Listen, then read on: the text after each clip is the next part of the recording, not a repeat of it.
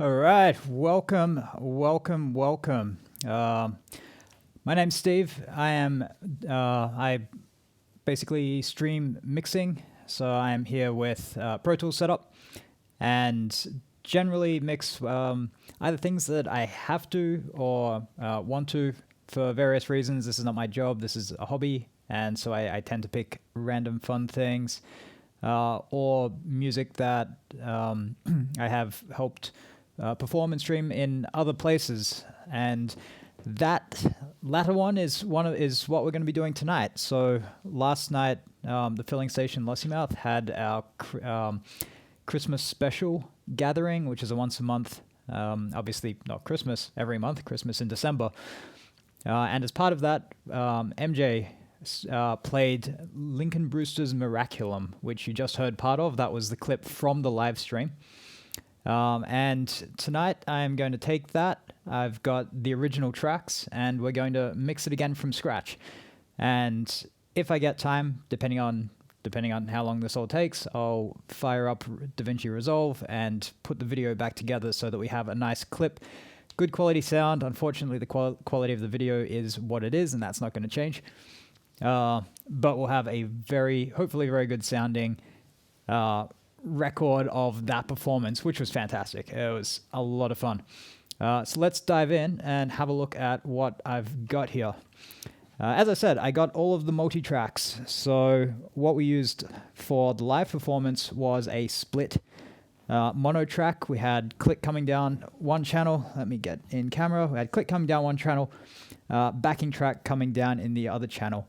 So if I kick this off, hopefully just in the background, this is what we had coming down, just a single channel into the mix, mono mix, and you lose a lot of depth with that. Obviously I lost all the control to mix individual elements, but you also get just a very narrow focused sound, and that's not where we'd like to end up. So here I have all the elements, and if I start opening these up, you'll see there's a lot of individual tracks going on here. I haven't done a count, but there is a lot of bits and pieces that go into this, as well as the actual guitar itself.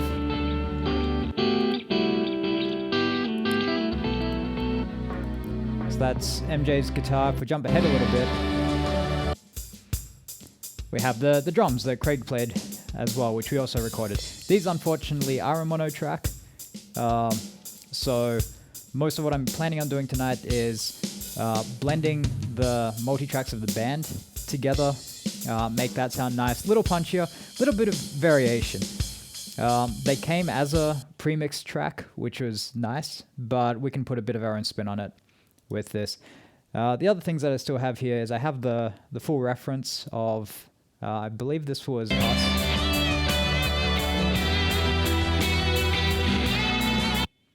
So you can hear that was from the live stream. You can hear the drums are all sitting on one side because I messed up the panning on one of the channels.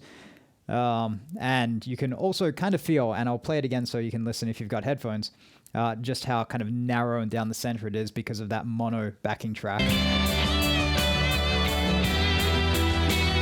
The drums are the only thing sitting off to one side. And as soon as I switch back to the stereo tracks, you can just feel it open up around you, which is really nice. I've also got the original drum track and the original electric guitar track just as a reference, the drums. Frankly, the drums sound good, but we can make the live performance sound good, and because there's a video, people will tell if we swap the drums out for different ones. So we're going to use Craig's, and we're going to make him sound awesome. The guitar...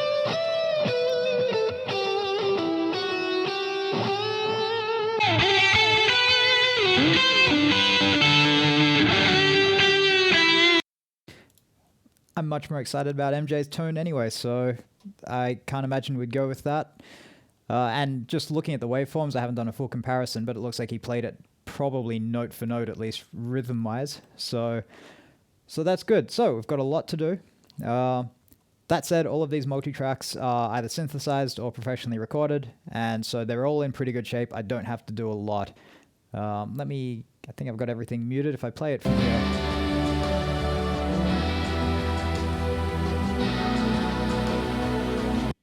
Obviously, since it doesn't have the drums in, it's not going to have that big punch, but there's also not a lot of bass there. So let's just work through from the top and get things sounding roughly where I know they're going to end up on their own, and then we'll make it work together nicely with that reference recording to go back to. This is a nice sounding bass. Let's get a bit more of it.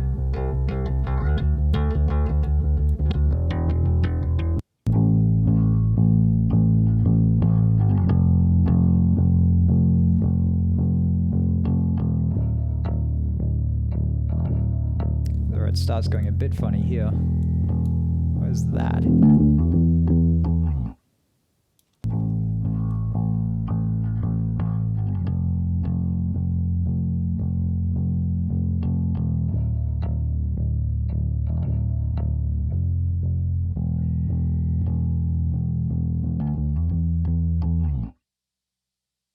And let's give this a bit of low-end boost to begin with.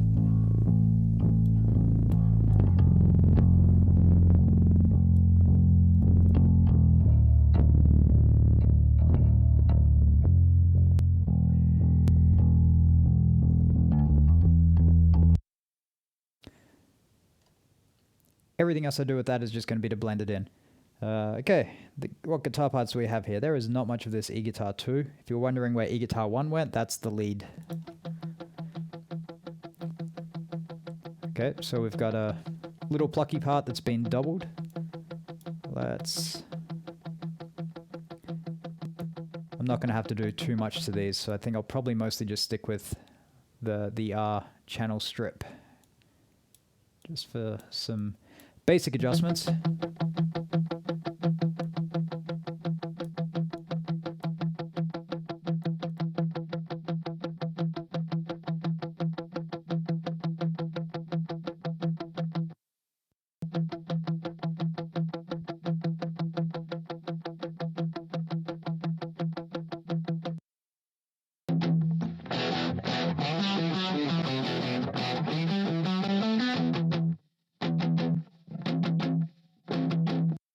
It sounds like we have two electric guitars here that are doubled recordings, so let's just start by panning those hard to each side, which is almost certainly the point.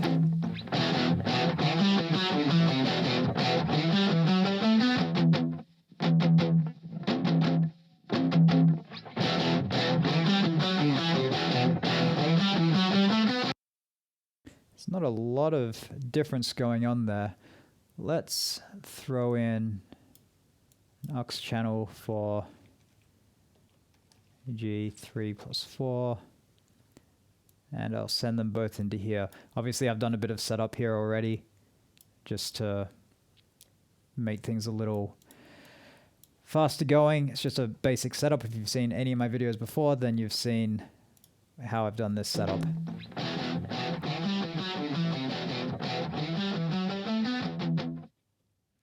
Okay, now I think that, yeah, pre-fader metering, that was the problem.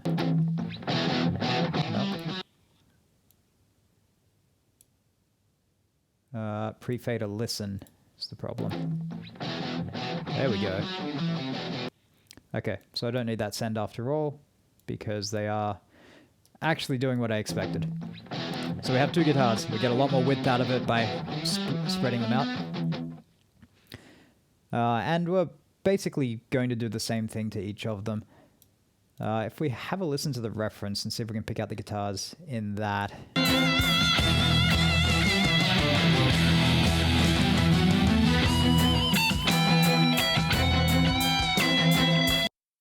So they're going to be doing the same thing as a lot of the strings. There's some fairly heavy bass in there as well. They don't have to cover a lot of ground on their own.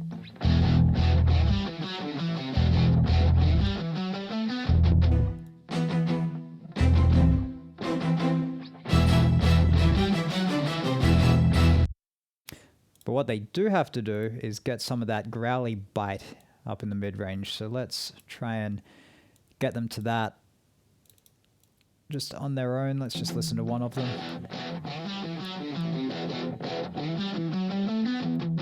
So a lot of that range is just going to be kind of muddy.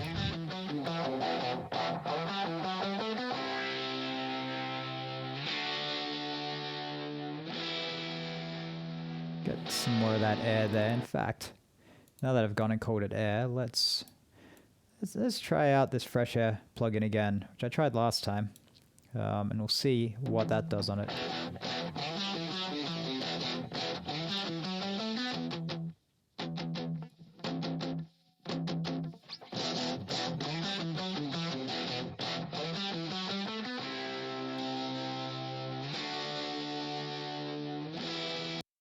Yeah, so that high mid presence is exactly what I want out of that one.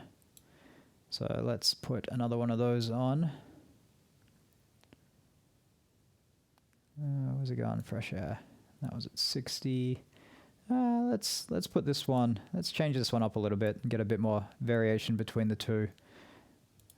And that low and something somewhere around there. It's deliberately different so that we get slightly different effect.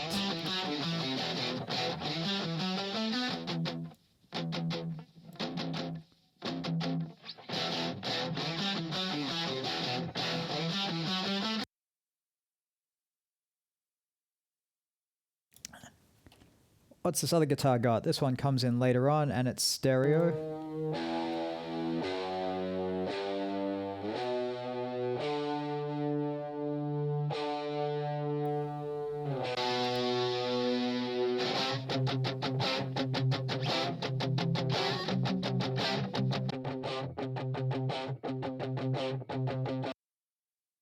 Let's check out the reference at this point and see what else is going to be in there.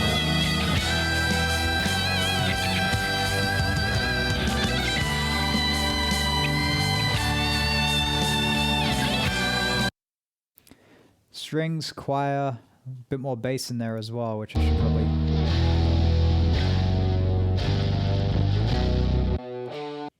So again, the bass is going to carry the weight of it there, so I can leave that low end a little cleaner. But this one is more body than the others, so let's put them all together.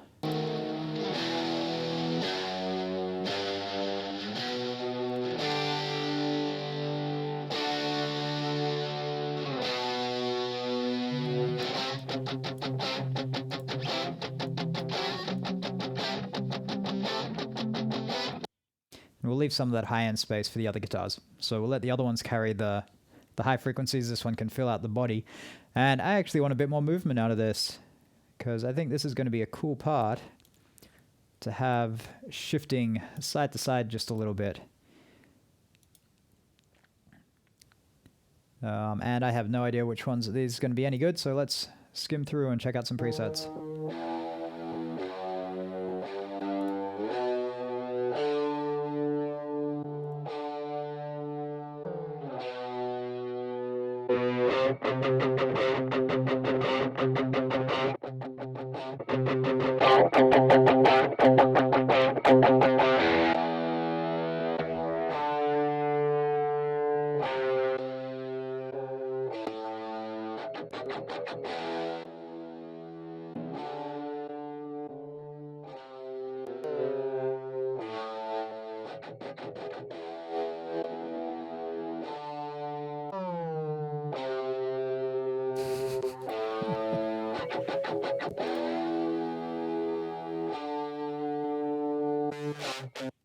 I don't really like them when they jump. I did like this psychedelic chorus though, and I think if we bump the mix up,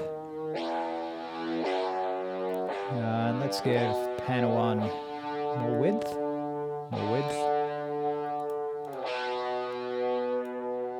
It's linked. Don't want it linked. Now I think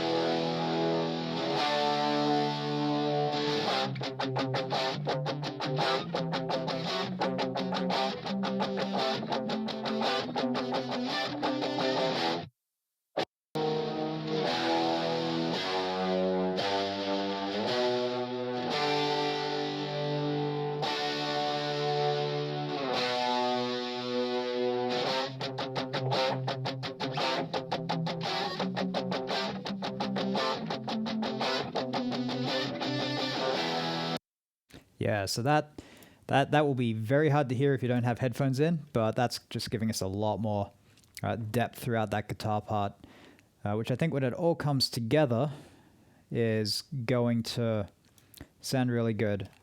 I didn't do this before because I hadn't listened to the tracks, but I'm actually going to stick the bass in the same group as the guitars, because now I've cleared out the low end of the guitars. It's to make room for the bass. Really makes sense to mix them all together and in particular bus compress them together so that they do kind of more move as a group.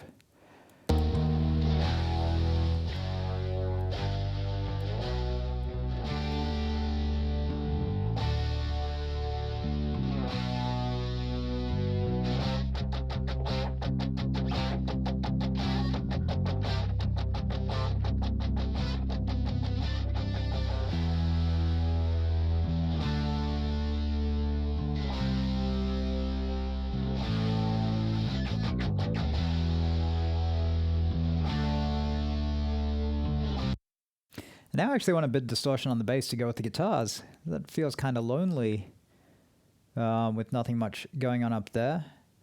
And I might pull out one of my fancy plugins here.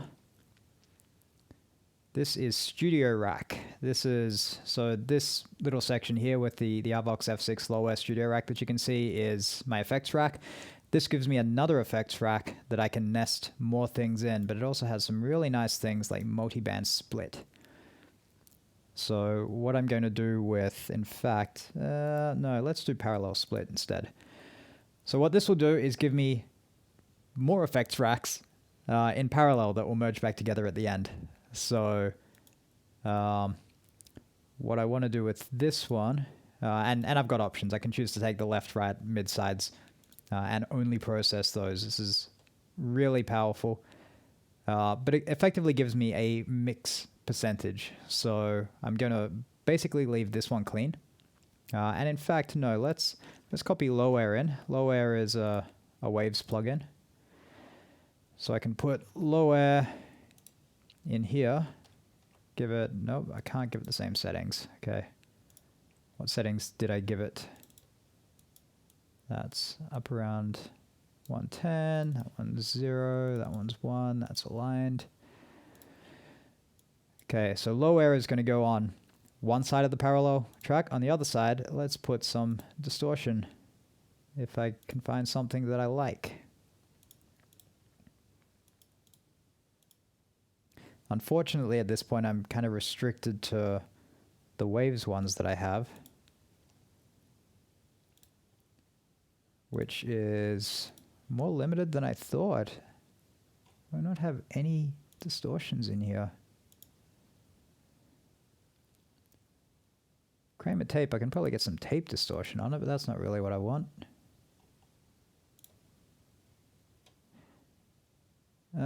Let's see what the 2A distortion sounds like, because this one goes kind of nice when you push it too hard.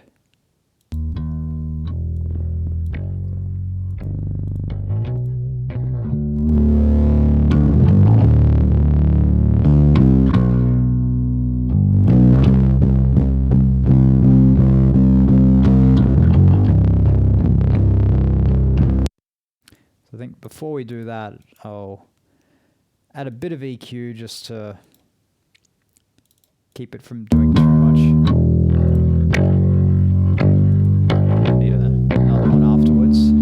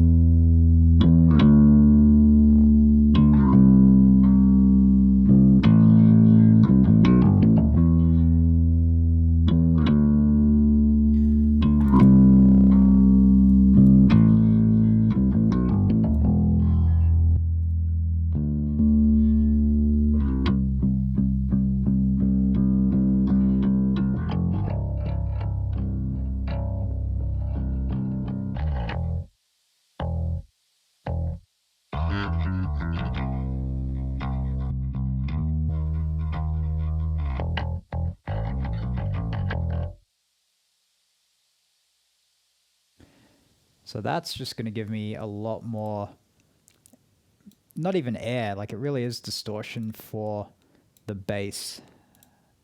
Going to need to gate some of that out just to keep it from hissing too much.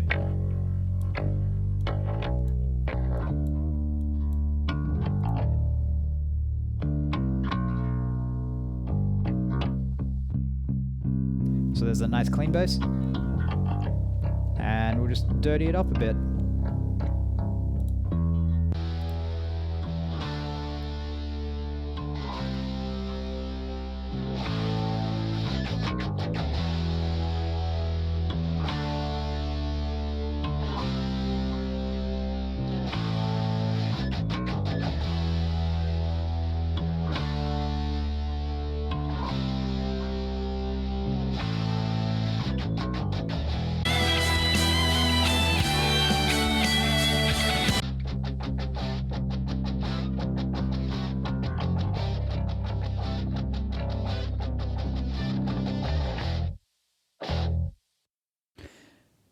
Okay, let's leave the guitars for a bit. We have a lot more coming, and making it all fit together is going to be a challenge in itself. Let's take a break from the musical stuff, have a listen to the percussion.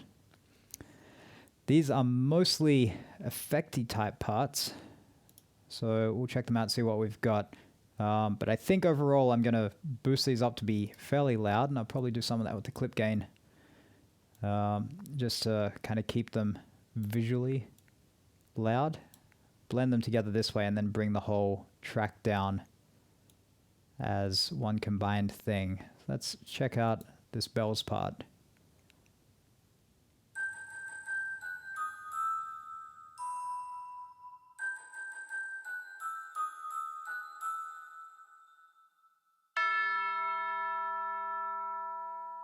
Two different types of bells.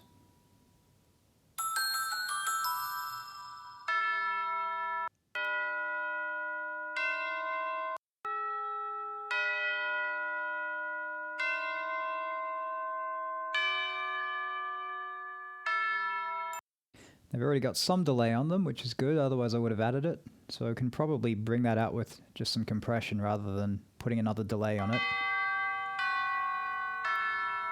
It's mostly just those bells. So let's make those the powerful ones, and I'm feeling 2A again is going to be nice on that. It's my gut, but we'll see how it sounds.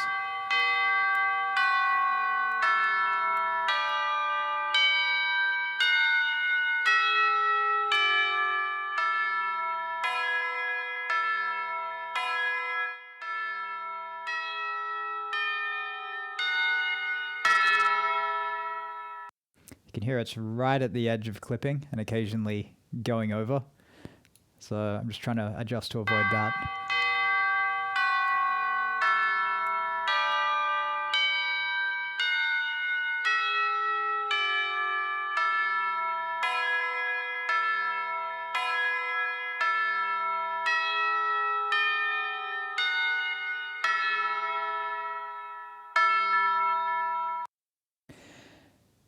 And since that's not a real track, that's clearly synthesized bells. Good sounding ones, but not real. I'm not going to do anything more to that yet. I might do a bit of blending, but the sound itself is pretty good. Drum loop, what do we have?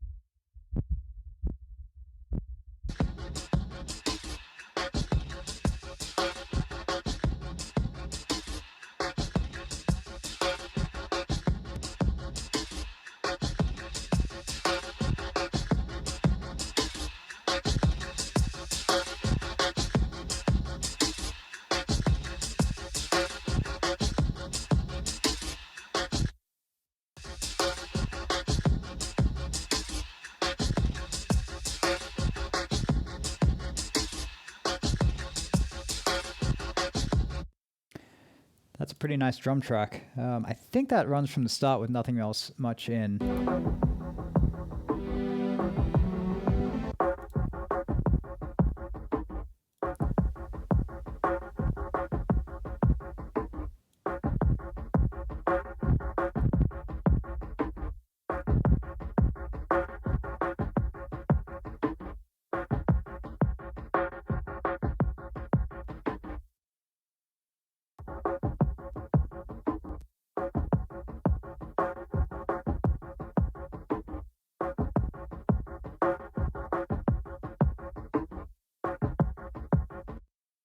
Just a little bit of noise right at the top that I don't like there. Let's see if I can clean that off without spoiling it.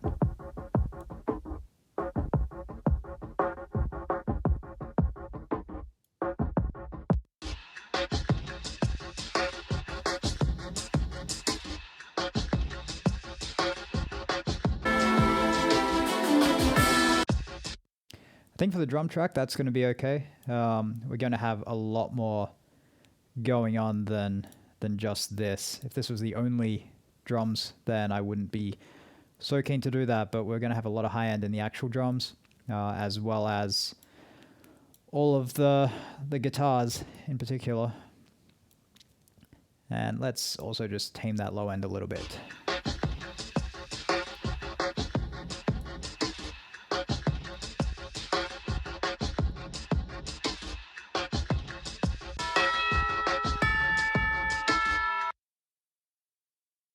Okay, percussion.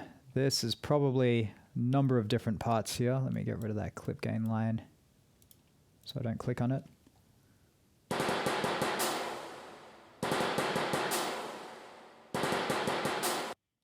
I did not even know that was in the track.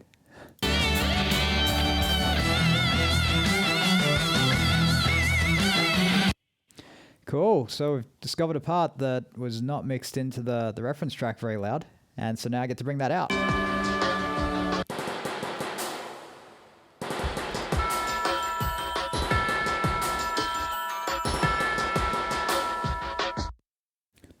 It's just, where is that going to sit? I think I'm just going to want some basic squish that down. Let's just go, nothing too fancy. Just want to tap it a little bit.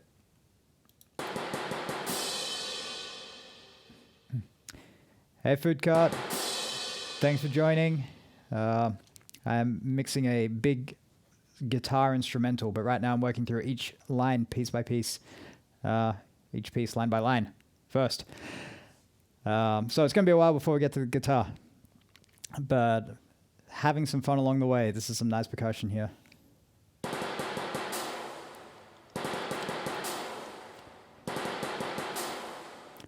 So that compressor is mainly just to help the squish down a little bit and release a bit more slowly during that echo. So again, the reverb's already in the track. I don't have to add it. That's going to bring it out a little bit more. So in the whole scheme of things, it'll be there. Finally, we have a timpani. Again, didn't realize this was in the reference. And that's got a lot of reverb on it. Did I really not hear that?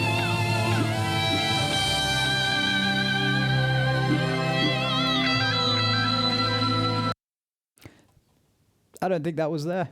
I think we just didn't have that. Maybe when they said no drums on the reference, they left out all of these drums. So that would explain it. So if I put that up against that other percussion.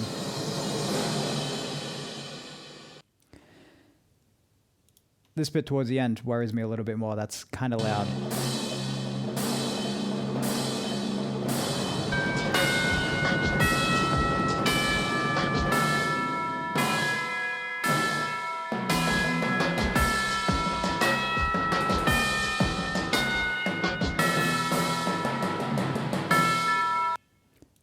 That's a really cool part. I want to hear more of that.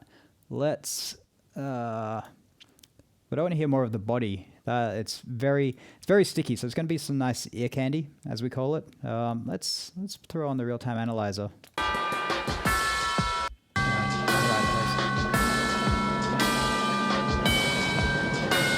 Yeah, so there's a lot of stick noise going on around here that's cutting through.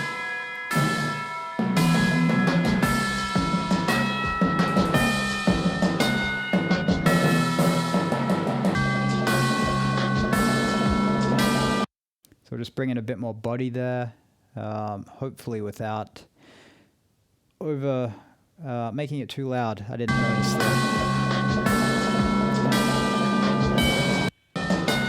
We're clipping. Yeah, we're going too loud there. Okay, so in general, you don't EQ up, you EQ down. And so I'll EQ down instead. Matters less with the recording, because the recording I can, play back and go, oh, that's too loud now. It's making bad noises. So if I do that instead.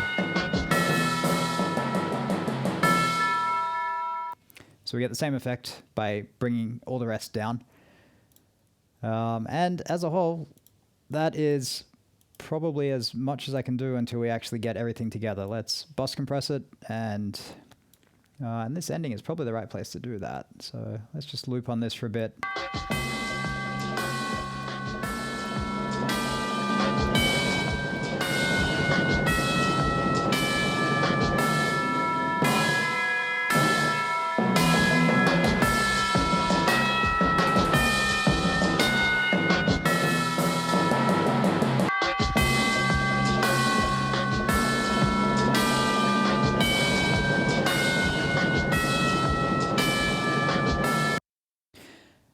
So with my bus compressors today, I'm going a little higher ratio than usual. Normally I'd sit at 4. This is a backing track. It's going to be with the video. There is a guitarist and a drummer in the video. It's obviously a backing track. I don't need to make it sound like a real band. And I'm also A/B testing it, so bypass on and off, to try not to raise the volume level too much. It's real easy to bring the volume level up at this stage. That's not where I want to do it. If I do decide to do it, then I'll do it later on. But at the moment, with tracks individually, that's not what I want to try. Okay, let's put the guitars and the percussion together and see what we've got.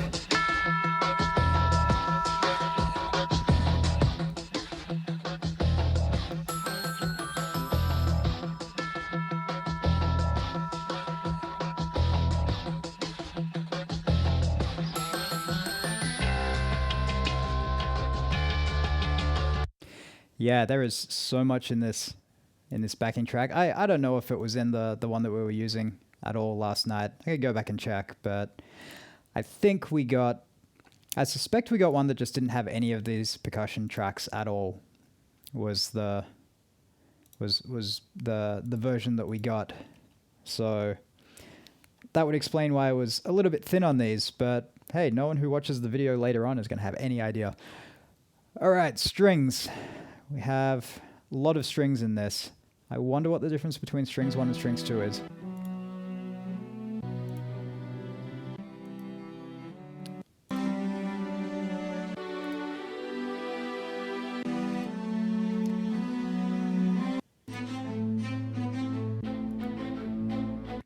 Okay, so string 1s are more solo, more lead strings. Strings 2 are a bit more orchestral, bit more filling things out. So I'm going to start by spreading them out a little bit, just to put the width out. I think I'll work on these two together.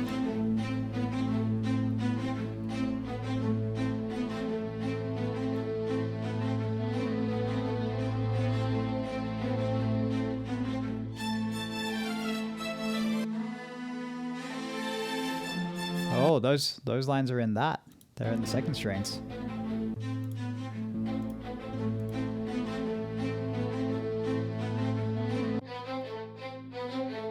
And we've got those ones as well, doing the same line, at least at that point. Strings 3 are going to be most important for this section, so I'm not going to worry about them right now.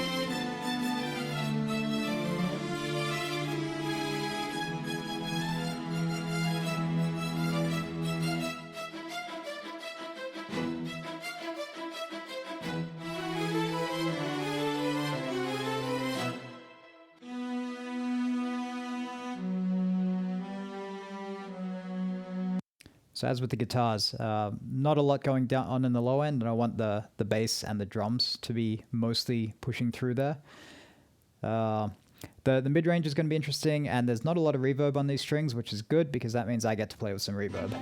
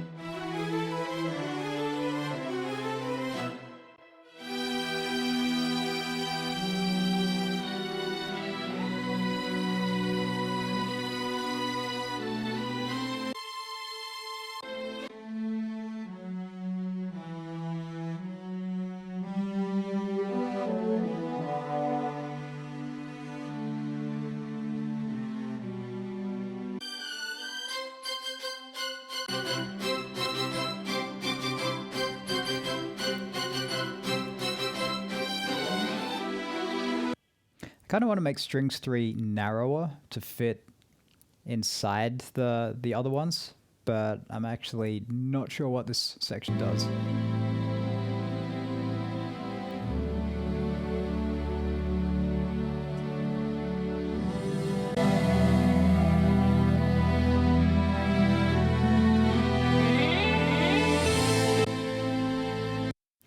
I'm going to make these strings move. So we're going to have narrow strings that are going to sit inside the orchestra. So we'll just tighten the stereo width up a little bit. The wider strings that are going to stretch out and sit around it. And then string 3, I'll pull out the brow motion plugin again. I wonder if the same setting I used for that third guitar is going to be the right one as well. Let's start there.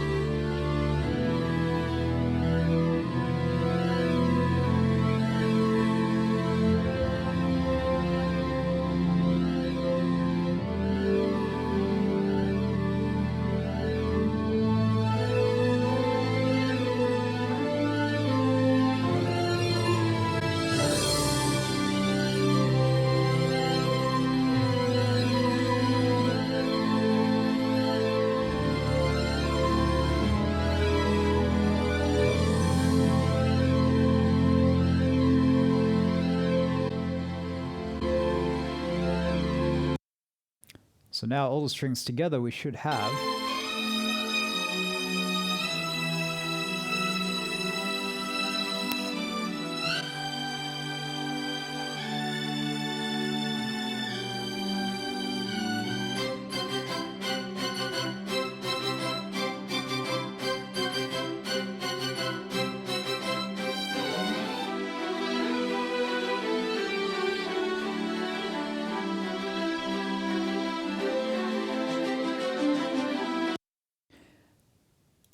nice bit more movement there, sounding far more like a single orchestra, but the secret to that is going to be the bus compression at the end.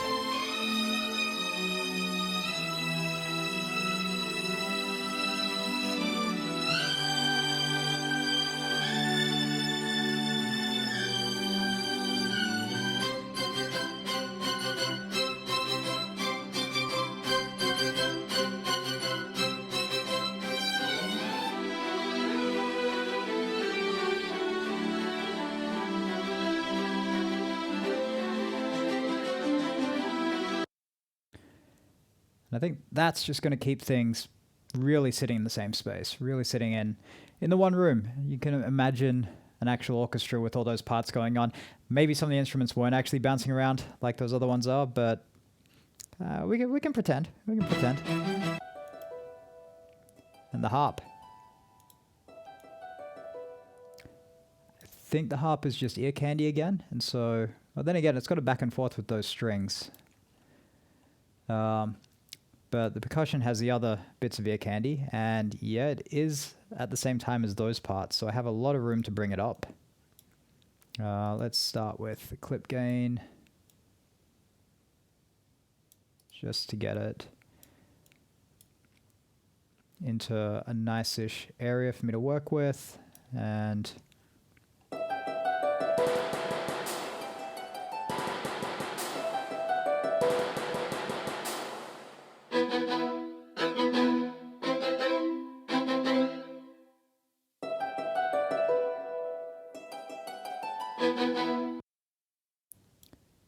so a little bit of compression, and I'll go for the axe on this one, is just going to keep that second bit of line in there.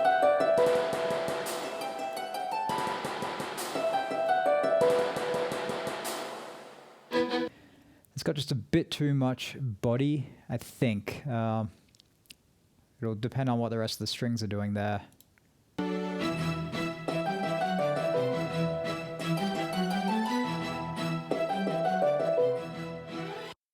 That bit.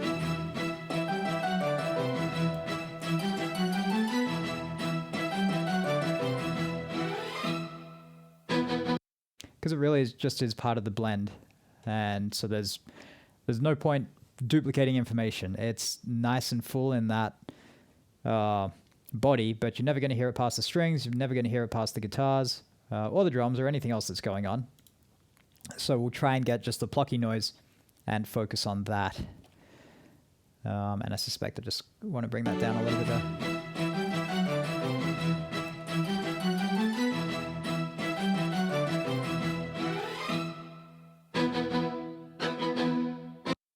We'll spin it over to that side.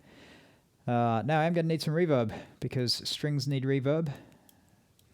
And I'm just going to let's go with space, because I like this one. And I'm just going to put it straight on the track. So we'll bring the dry up to 0, which means unity, normal level. I'll bring the wet all the way down. And in fact, no, let's bring the wet up probably too high. And let's go and listen to some churches, I guess, since it's Christmas. And we have a string orchestra.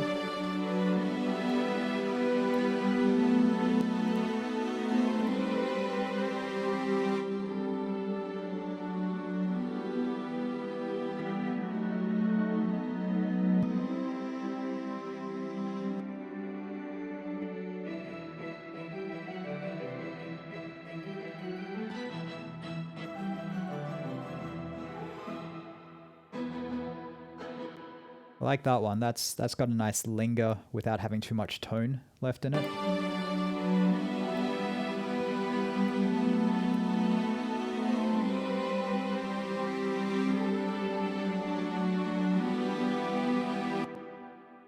Yeah.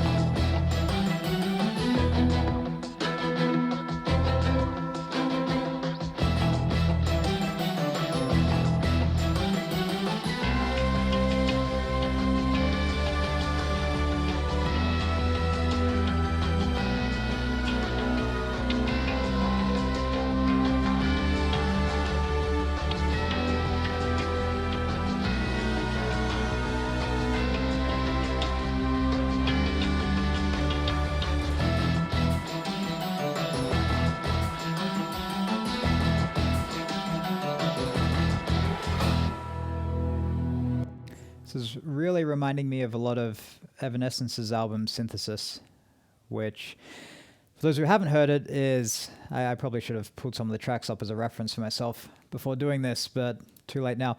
It's kind of reworking of a lot of their earlier songs in essentially this form, orchestra, electronic drums, and Amy Lee singing. Absolutely beautiful. A lot of cool stuff that has been done on that album. Very clever, very, very creative. Where's my piano? Oh, right at the start. The piano. Okay. So that piano is intense piano. Let's... Do I have a piano setting on this? Nope. Okay. Let's make a really fat, intense piano then.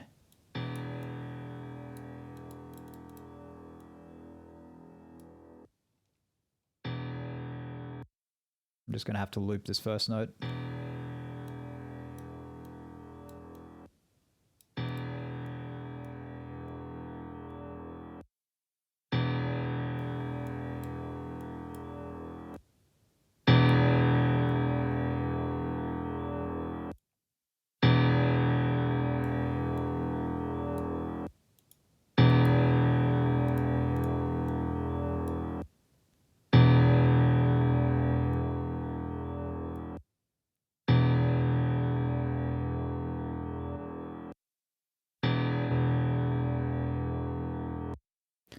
Do we have any bass at the start?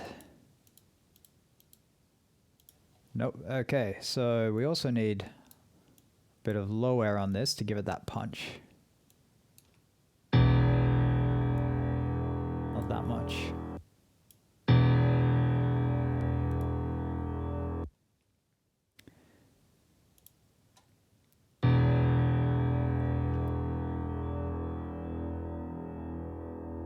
Where else do we go?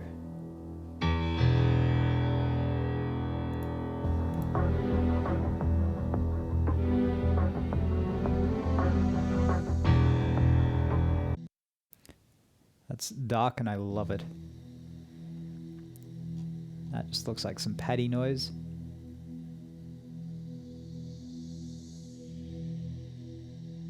It's got a nice, interesting high frequency hiss there. I wonder what that is.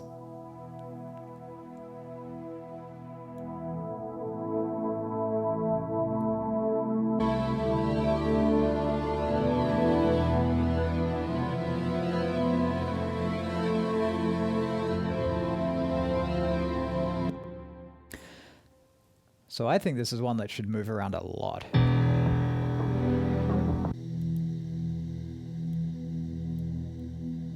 This is just a missed opportunity to have this sitting in the center.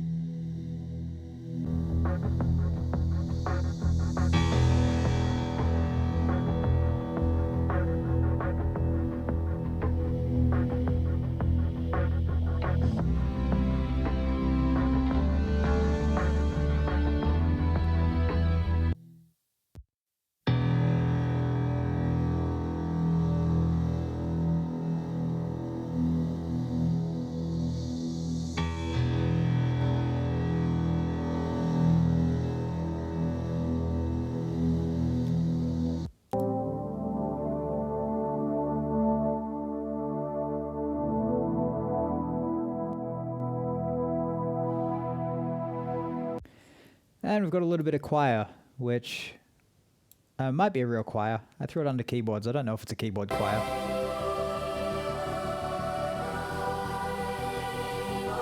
I think it's a keyboard choir.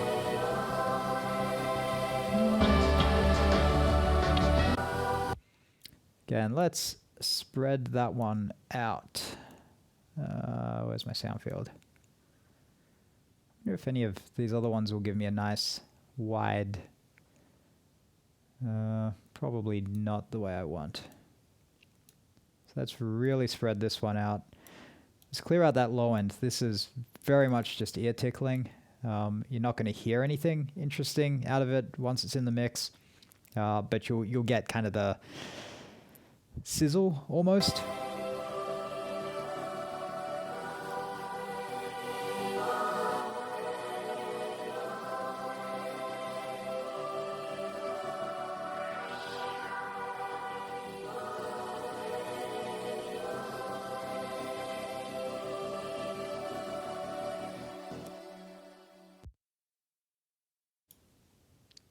don't know how I feel about that really high frequency. I guess we'll see how it all blends.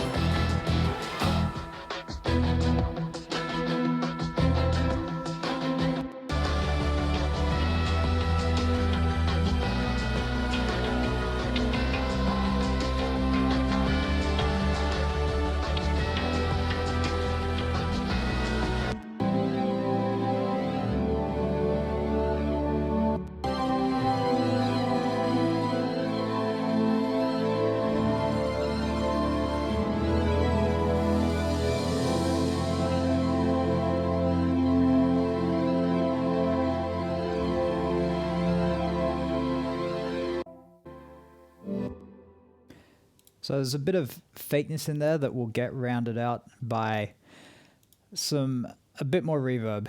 So let's throw probably the keyboards, percussion, guitar can all go into my short verb. Keyboards can also go into the long verb.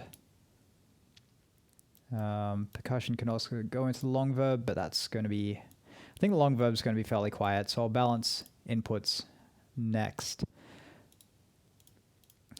So short verb.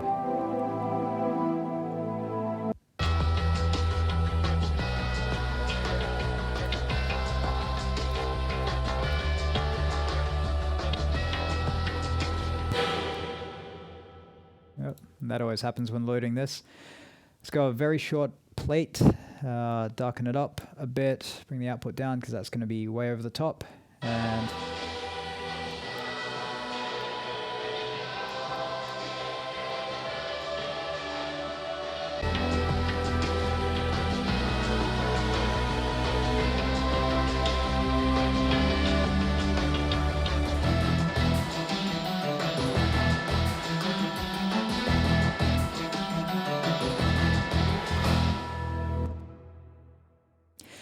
yes, so the whole video will be online after the stream finishes.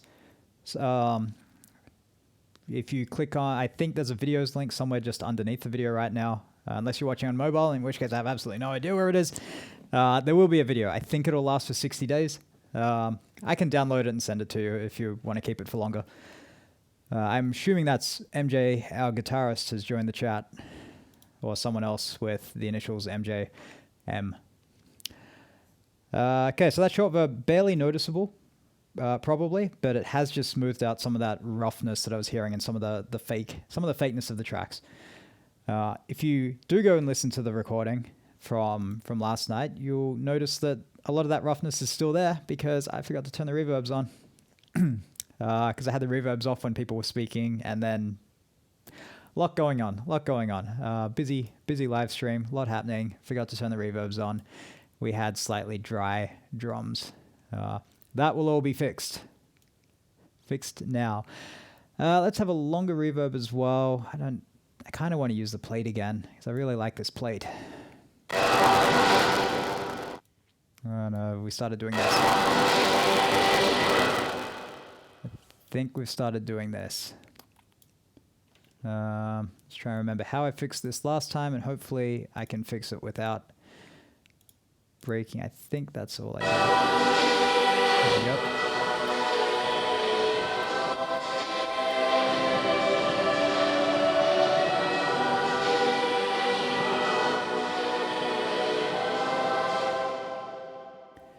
So you can hear that one's going to linger a lot more. It's going to be quieter in the mix, and I'm just going to put a compressor on to keep it a little more under control, but also let it kind of ring out a little bit when it lightens up.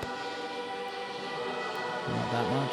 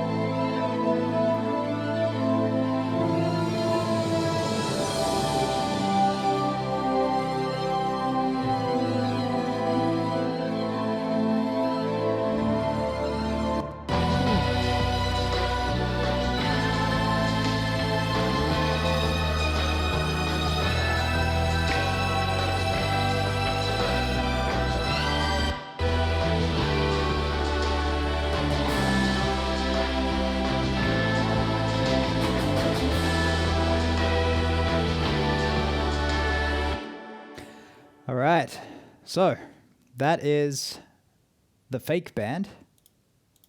Though if you listen carefully, then you may decide that the bass still sounds a little bit real, and I'm okay with that. The bass is okay. The drums and the lead guitar, which I'll get to after the drums, are going to sit on top a bit. That's going to be deliberate. This is, we're very, very obvious that this is a backing track and not kind of a full band live in there. And so they are going to sit on top a little bit. The bass is sticking out just a little bit, which, I'd try and bring it back in if the whole thing was really meant to be a single unit. But I think it's okay if the bass sounds a little bit out there as well, because the drums and the guitar are going to. Because, it's a real event. It's not a studio recording. It's not a fully mixed thing. It is a thing that we did and broadcast on the internet live. And so, this is still the live one. I haven't had to do it. Well, it's all multi-tracks. I haven't had to edit anything yet. We'll see how that changes when I get into the real stuff. Okay, let's make these drums huge. For reference, let's listen to the original drums again.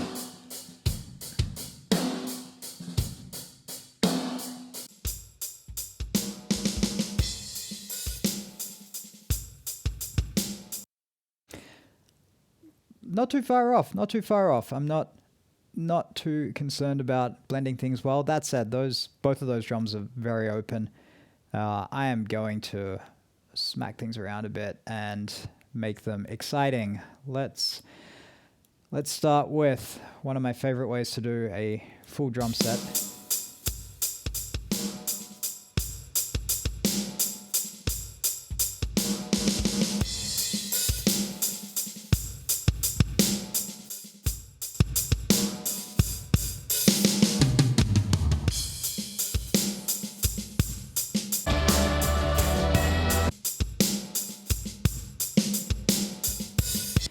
In fact, before I do that, I want to try and deal a little bit with some of that hi-hat, because that is really sticking out, and I suspect probably damaging the rest of what we're going to do on this. The challenge with stereo or single track electronic kit is if you don't get everything balanced at the time on the module itself, then it's all going to go a little bit funky when you mix the whole thing.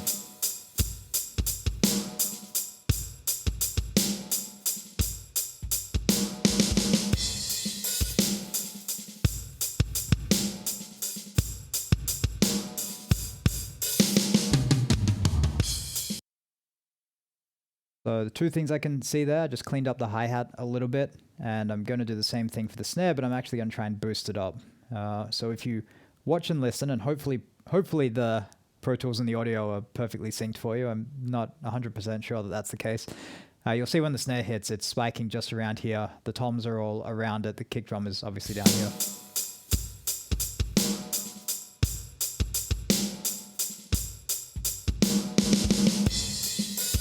Right, enjoy Food Cart.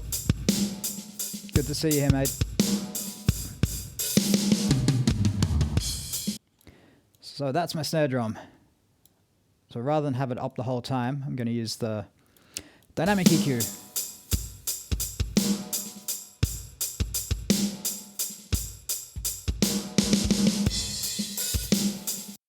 That's just going to give me a bit more punch on that.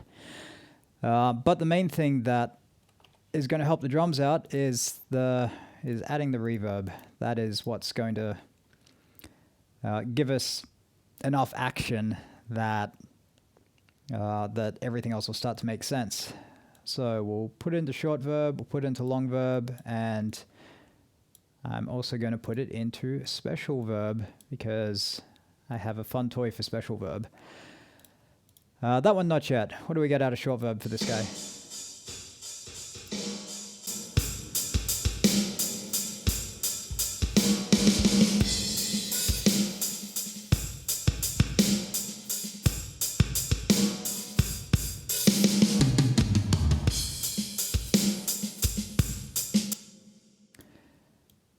So I didn't do this earlier, but I'll do it now. It's always helpful to high pass. I like high passing the reverb for the signal on the way in. Otherwise, the low end, in this case the kick, is going to do all sorts of horrible things, and especially because we're blending it with a lot of other tracks. So the bass is coming into here as well. It's going to be a lot of low end. It's going to do a lot to mess with the reverb sound.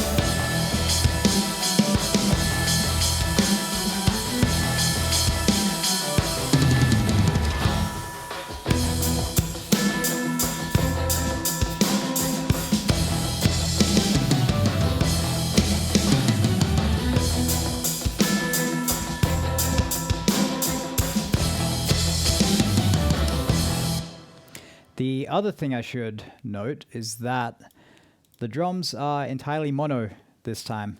We didn't have any panning set up, unfortunately, so we got a mono send. And so I want to do some bits and pieces to improve that.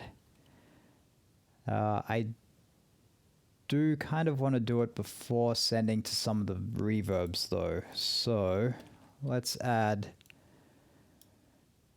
a second. Let's add the live drums 2. And let's I guess it can be mono, can't it? Because we have mono drums. So I used 9 and 10 already, I think. Did I use 9 and 10? I don't know. Bus 11 is going to go... No, I haven't used it. I sent it to bus 9. Okay, so bus 9 is now the real drums. This one is not going to... In fact, just set it there. I don't need to send. So now instead of the output, it's going into a separate send. What this is going to do is let me take the reverb signals first. And in fact, let me... I'll come back to the reverbs. It's going to let me take the special verb send on its own. And that way, when I add that effect, it's going to be the original right down the center signal, which is going to be perfect for what I'm doing with it. The other 2 verbs, I'm going to move them over to the live drums 2 in a sec once I've added a bit of stereo width to this. And for stereo width, I'm going to start with my studio rack mono stereo. So now it's a stereo output, which means I should be able to just do that. Yep, there's my reverbs. And we'll do a multi-band split. And I should be able to add, let's have 4 multi-band splits.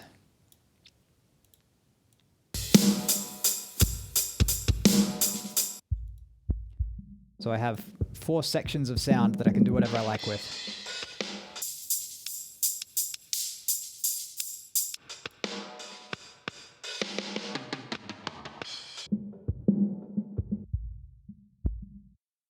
And they're actually pretty much where I want them as well. The low end can...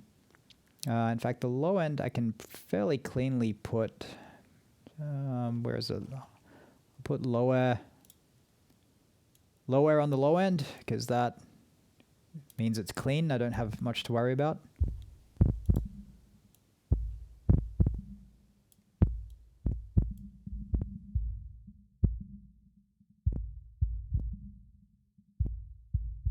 Give myself a bit of headroom there.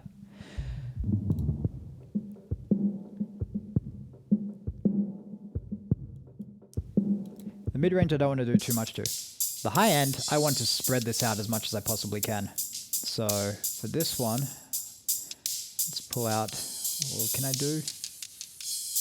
There we go.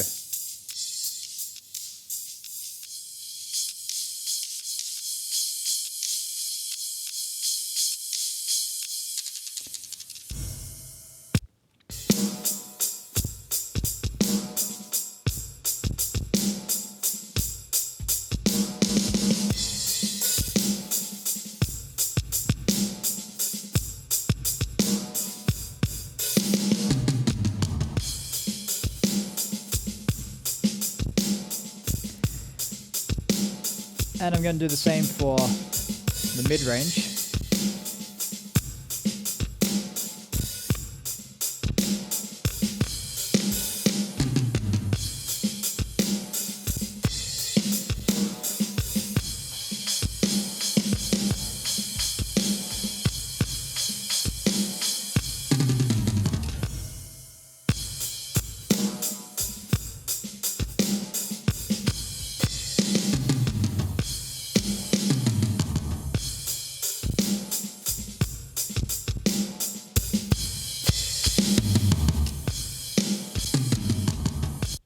So that's where we started, and that's where we finished, with drums that are now considerably wider.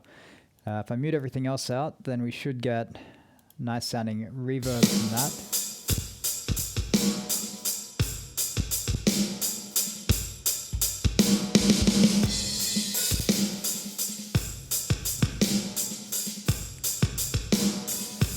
So it's a little bit unfortunate.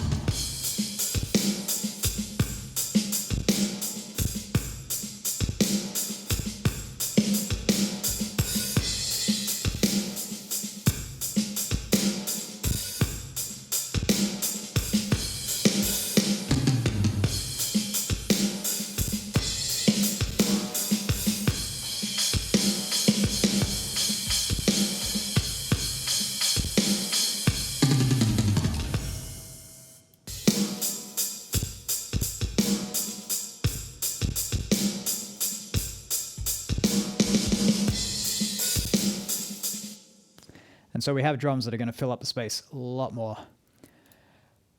Let's go to the special verb. My special verb is going to be, our verb has some really neat non-linear reverse reverbs, which sounds kind of like this.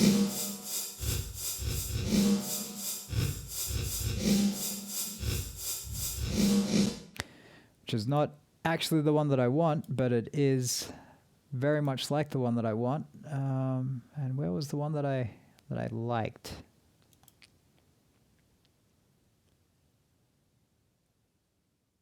So it was one of these. One of these.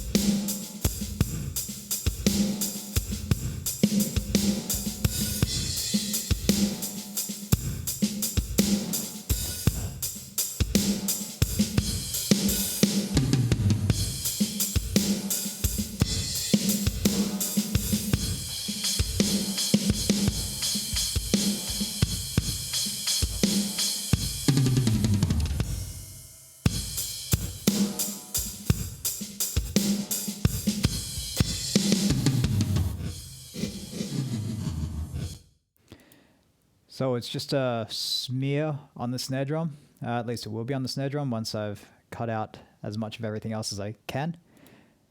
And it's going to be fairly quiet. It's just going to be a strong linger for the snare drum.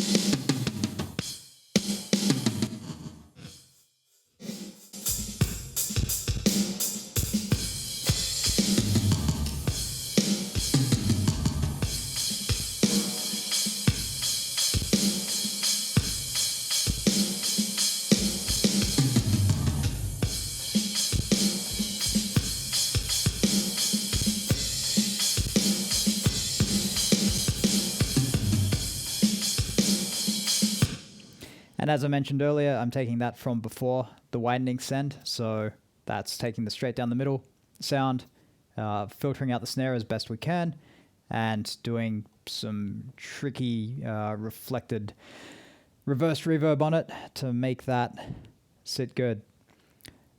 Let's put everything together and check out a few places, see how we're sounding.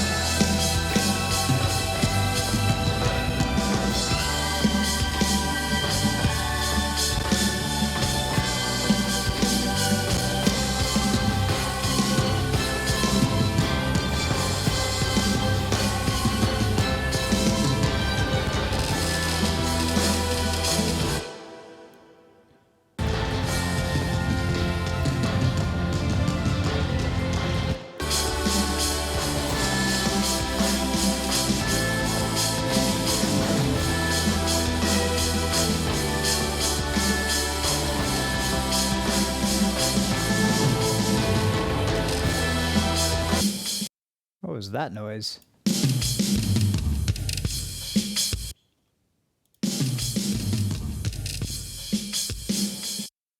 There's some interesting stick noises there that are carrying through.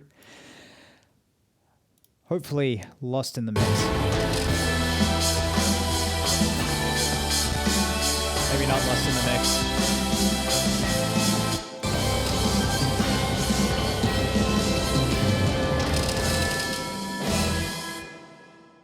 That is, was that there in the original?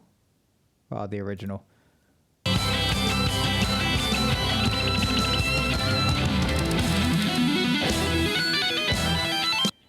Yeah, I think that's just an unfortunate reality of the recording. So that's what we have. Not sure I can do much about that. So let's move on to what everyone came for and listen to some guitar. I'm going to start at the end, or near the end, and see what needs doing. Again, compared to the original, which I played at the start, here's the reference that came with the original tracks. It's probably a little quiet for a real comparison.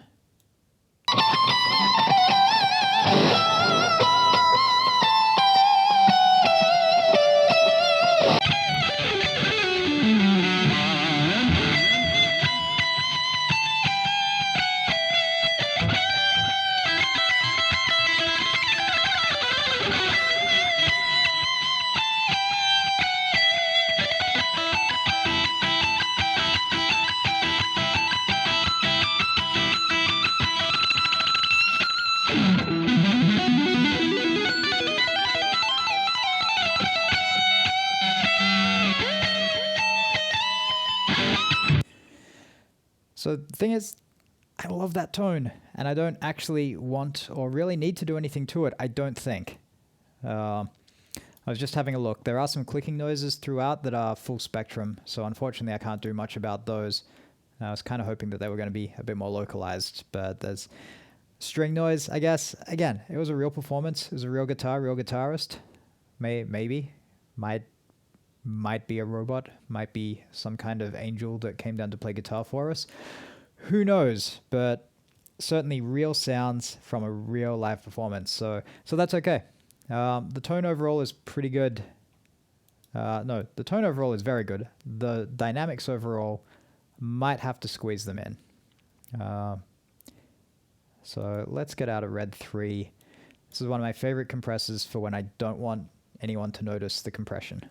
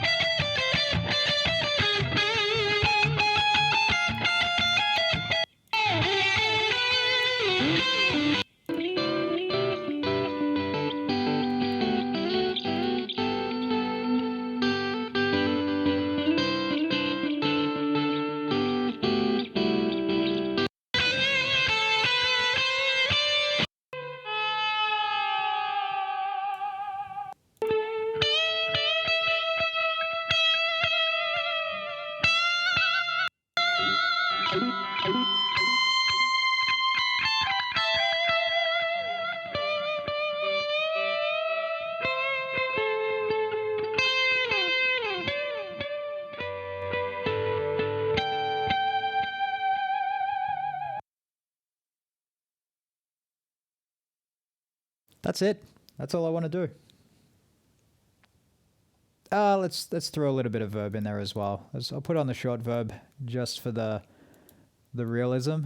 I might turn this down a little bit. Definitely not adding delay to the electric guitar. He's got his own delays.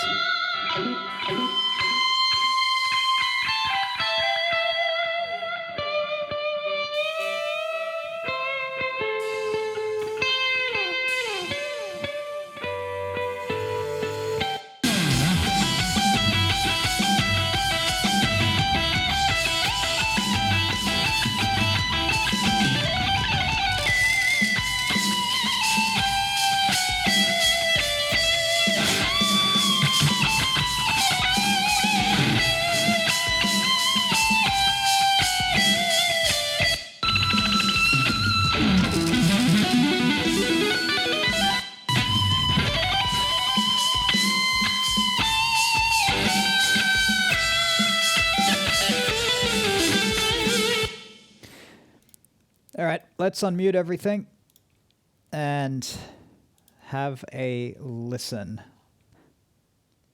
Just go from the start. See what happens.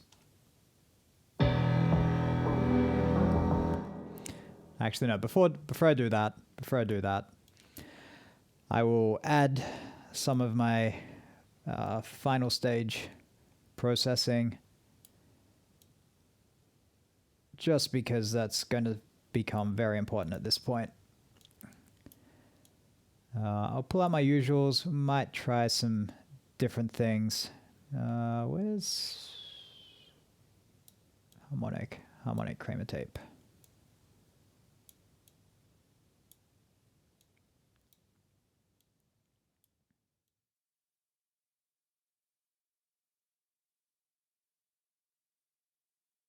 And this will give me a lot of freedom to adjust everything all together. At this point, I don't really want to do too much to the individual tracks. I'd rather operate in batches just for convenience. So let's watch some frequencies and see how it sounds. Straight away there's noise. Where is that noise? I'm guessing something has noise on it. One of my tracks has noise. And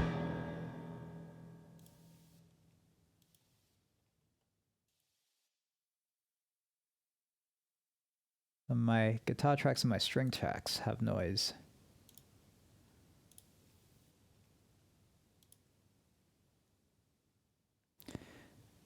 Okay, well, let's Oh, look at that. Look at all that noise. Look at all that noise. Why didn't I see that noise earlier? Okay. You are going to get a gate. I could go through and edit it all out, but...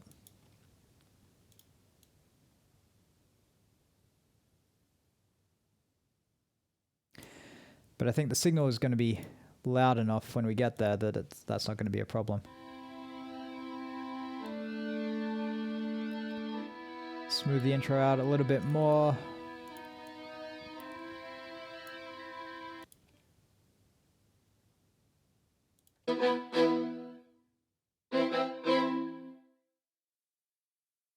Yeah, that's okay.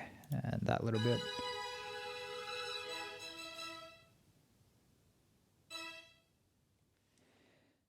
That one's pretty nice. This one I might just edit. Where's my... Because that's all there is for the harp, isn't there? Yeah, so let's cut. Nope, not that one. Completely forgotten what my... That's the one.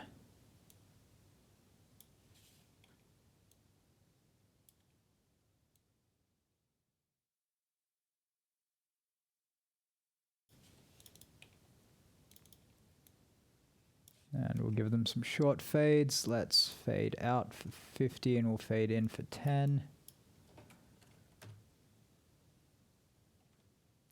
Did that do any fades at all? Oh, those are way short fades.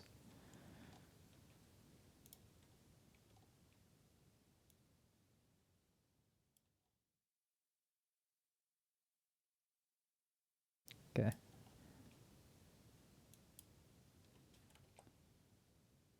It's hard. I find when I zoom in like this, it's convenient, but I kind of lose all context of how long each little bit of it becomes. So when I want things really short, I should just do these ones myself.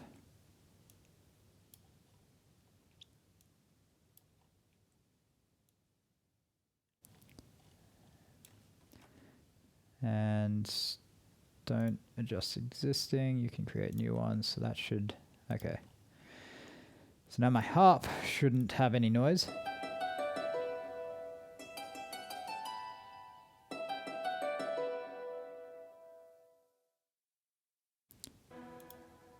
Good. And that one's got no noise. And then it was noisy drums. No, noisy guitars. Thinking it's just this one.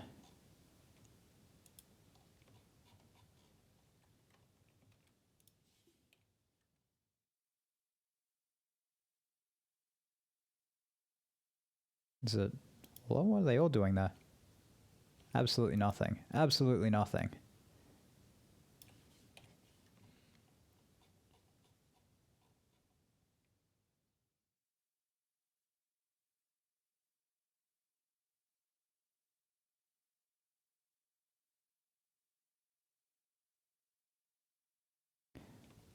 Once the track gets going, that noise... Is that just a DC offset? That might just be a DC offset. Common recording issue. If you don't have everything earthed properly, then you can get a slight offset, which is just going to create a hum throughout the whole thing. I might have to throw a gate on those other guitars as well, because I'm not going to get in and get all those little bits. And you can actually see where the offset ends where the track has been edited.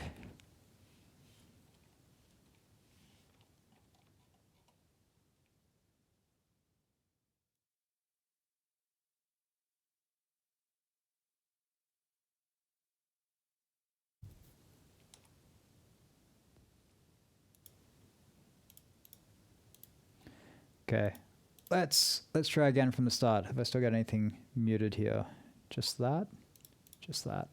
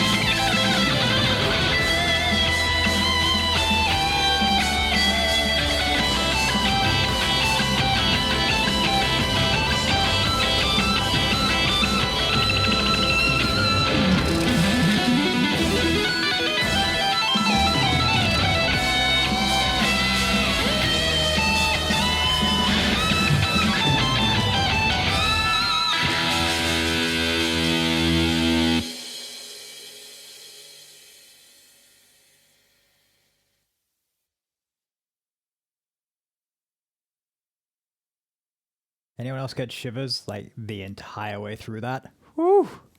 Wow. Wow. Oh. I can almost smell the fake smoke in the air again that we had the other night. Okay. That is where the guitar track cuts off. So, but it does feel a little bit early. So I want to see if I can take this last little bit of it and stretch it out. Just that bit. If I stretch that out and fade it, then I think it'd be nice to be able to kind of have pitch bend it down. I might be able to do that, but that would probably sound really weird. So let's just try looping it out and see what happens.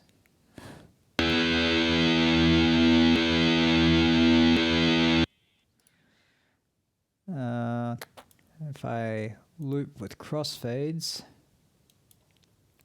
we're going to do fairly decent crossfades in this.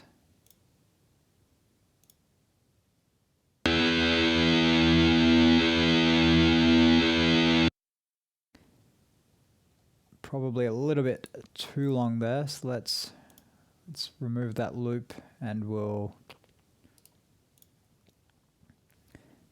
try adjusting the length of it.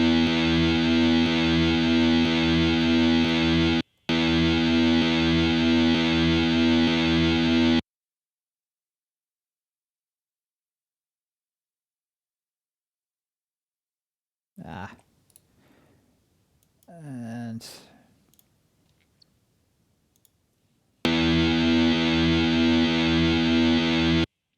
maybe that equal power crossfade is not the right choice for this. As you can see the bit where it spikes up every time, and now you can kind of see the crossfade. Sounds a bit like an alarm. But I wonder if that's okay, because if I'm just going to fade it out really quick. Oh, I can.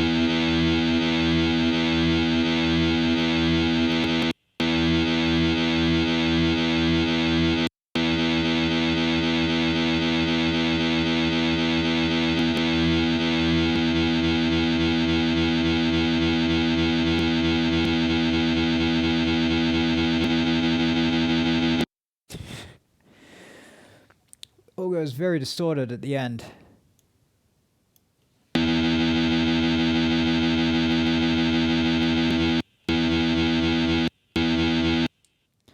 I might be able to get away with just a single loop, though.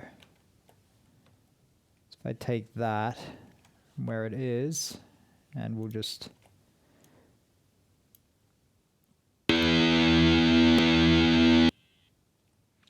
That might give me enough time to fade it out.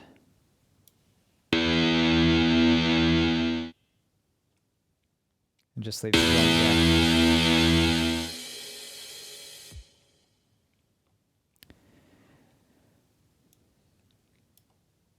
I can wrap the drums up a little quicker as well. They don't need to.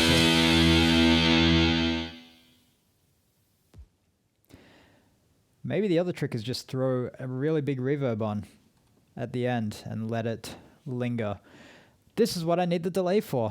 This is what I need the delay for. This is why I didn't delete it. So let's send it to the delay. I'll automate it so it's not sending all the time. Let's move Fuga analog delay.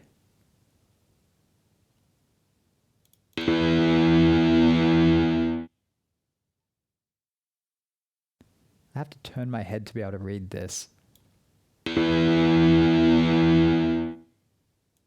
4 weeks.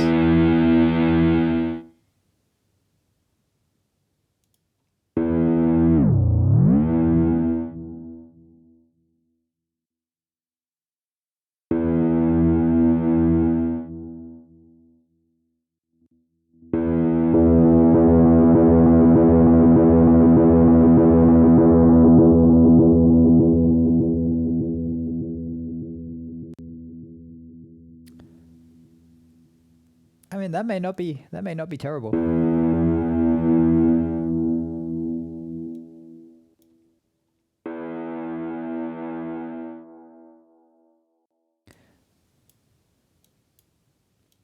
if I make it sound like an actual delay, then maybe I can get away with it being a delay.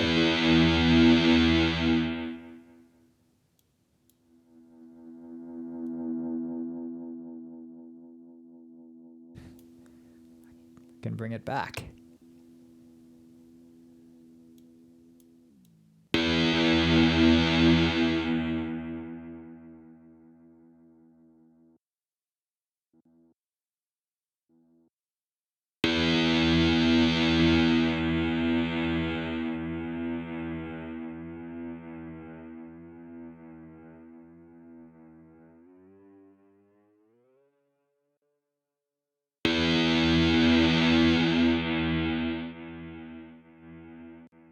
Actually do want a full mix of that, and let's cue up the guitar as well.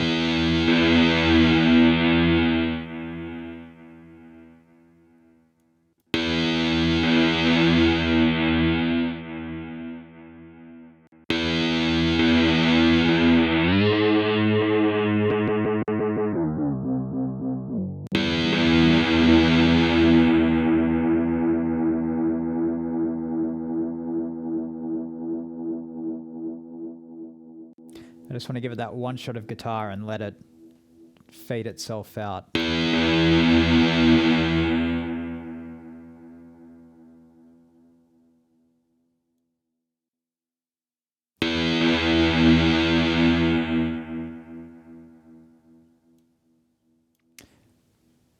Maybe I've got to automate the feedback as well.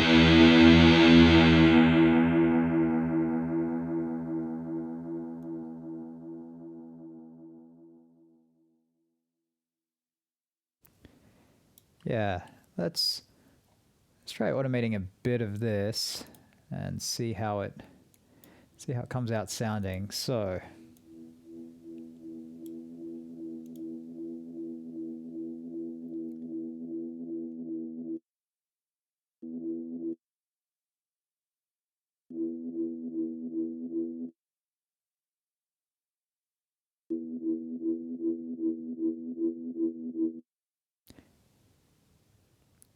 it's still there.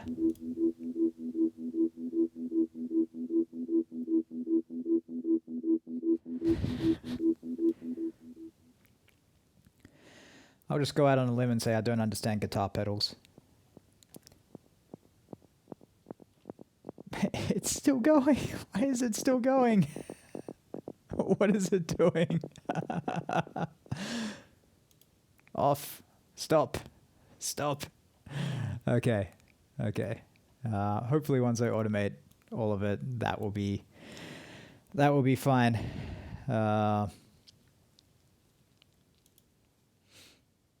So the delay feedback amount, I've still got a little bit of EQ to do around it. I just want to make sure that this fade out effect is going to work for me.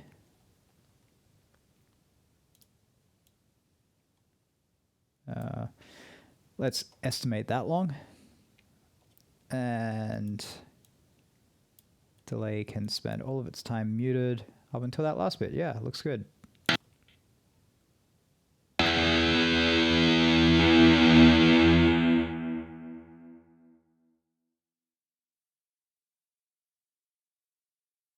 And stretch the drums back out a bit now.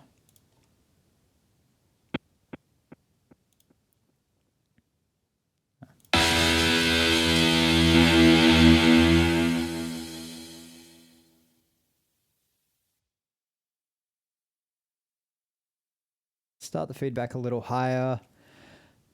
This is going to need to be compressed a bit because it is too loud right now.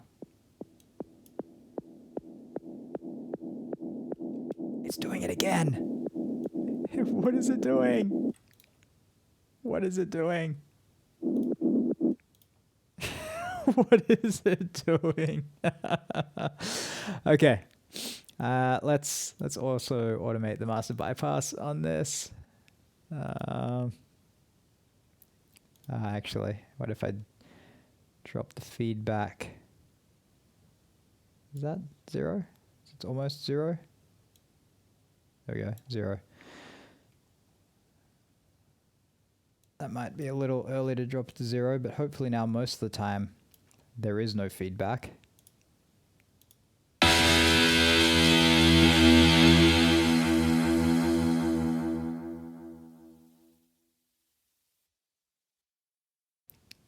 And there's still some noisy tracks in there, I can hear them.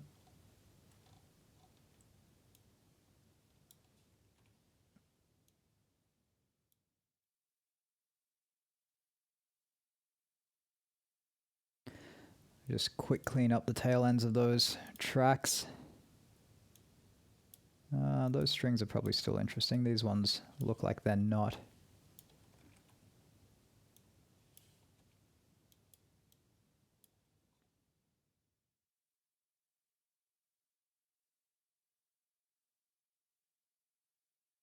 Keyboards are not interesting, but also not.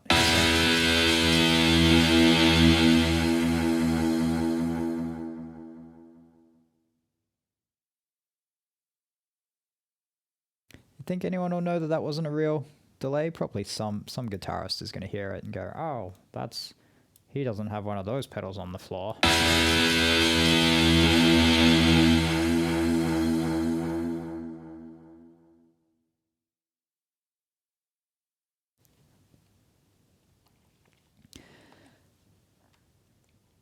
That's probably going to be a nice way to end it. Let's jump back towards just this last little bit and listen to that in context.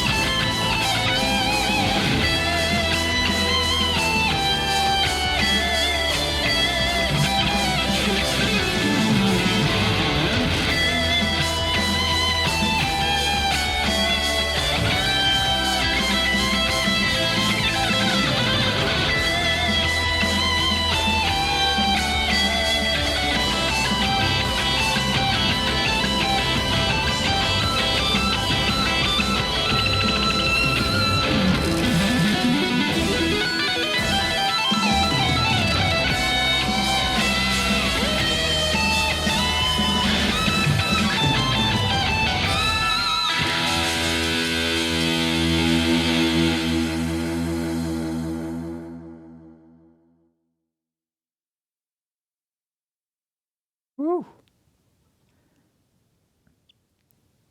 All right. So what do I do now? Mix check. So I have my little checking tools already set up. Let's bounce around and check out some of the various points and see how they sound under restricted bands. So just going to listen to the low end.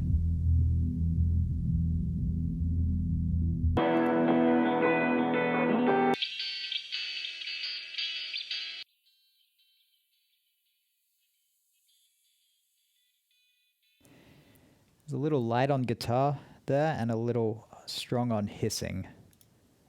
So let's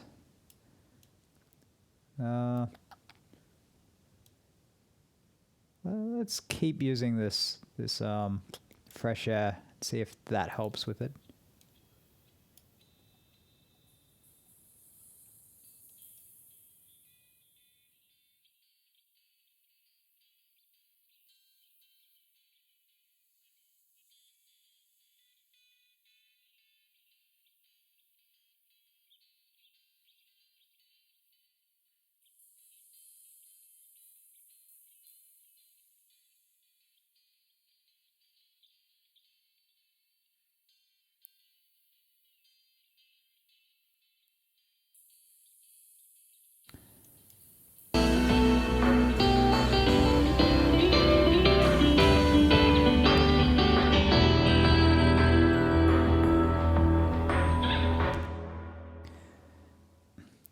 So the air enhancer is another example of the fresh air plugin.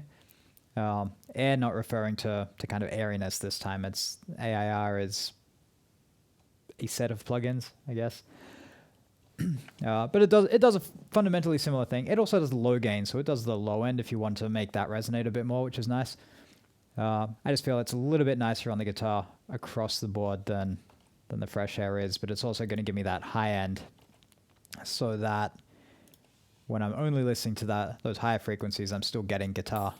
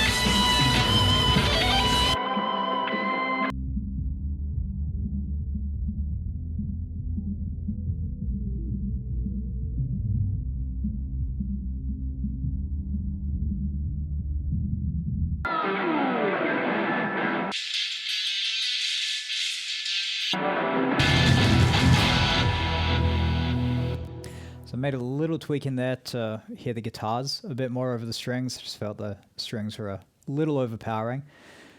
And much easier to spot when I was just focused in on that mid-range. Because it filters out a lot of the other things going on.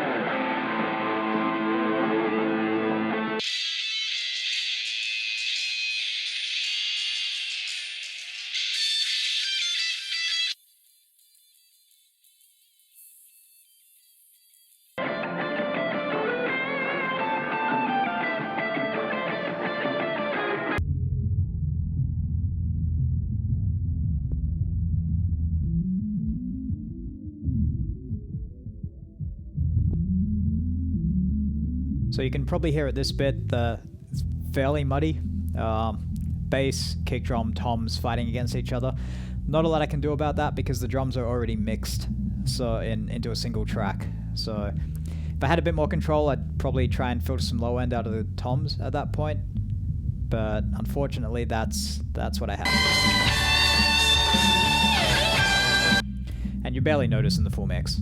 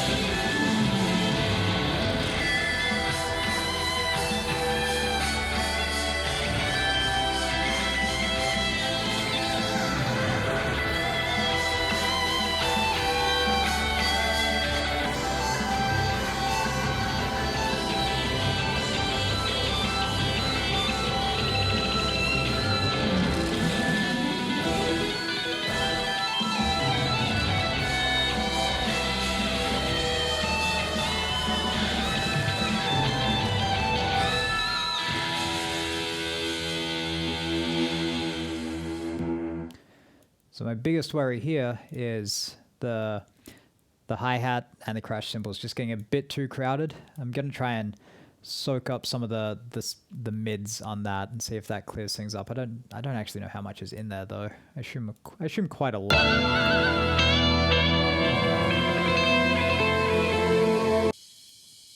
Helps if I just listen to the drums.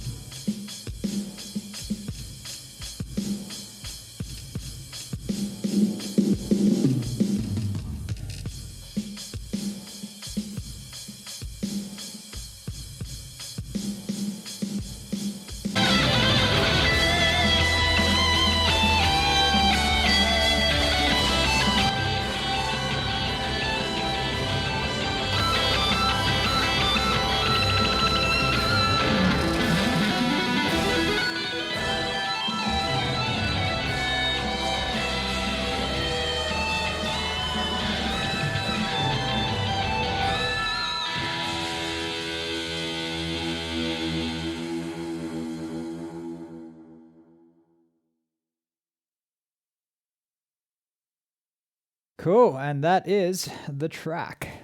There it is. That is it. That is going to go onto a video.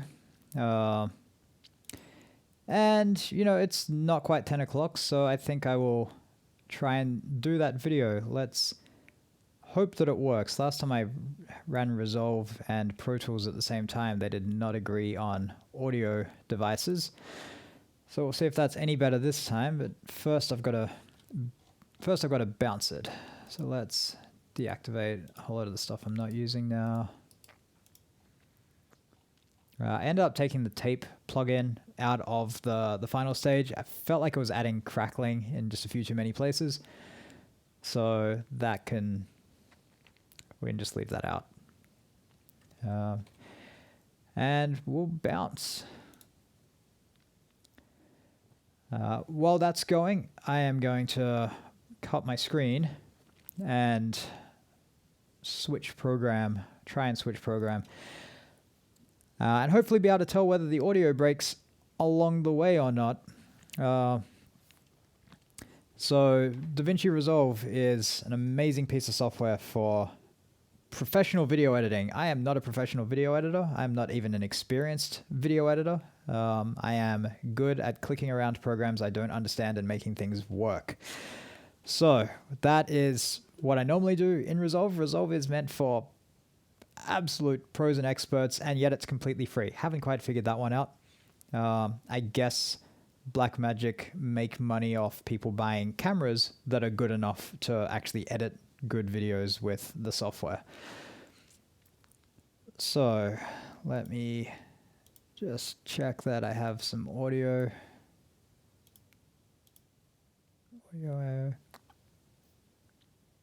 Oh, is that what it was doing? Okay, I know what it is. Let me bring this back. We can watch a progress counter together. Bouncing is taking all of the tracks, playing it back, recording it into a single file. So I'll get a single WAV file out of this. What I'd normally do at that point is throw it into Audacity and convert it to an MP3. Pro Tools claims it can do that. And then it says you need to have QuickTime installed. So I prefer to go with a tool that I know works and know does a good job of encoding MP3s, which is Audacity and FFmpeg. So I normally do it in that. Also gives me a chance to double check that I have bounced the right thing. Roughly 10% of the time I don't bounce the right thing. So having that double check is handy. When this finishes, then I'll be able to jump over into Resolve. But I am going to have to exit Pro Tools, so we are fully committed at that point. No more editing the audio. It is what it is. Until I decide, until I go back tomorrow and edit it, because I can edit it more. There is no actual limits on that. Let me see if I can get this to be the right size for my screen without showing up too much. Is that the edge of it? Let me make that big again. There we go. And bring the bottom up. Okay, so there is that, and out of master I should be able to grab out of bounced files. Let's add that into my media pool. So I already have the video here. It has no audio. There is MJ getting ready to play,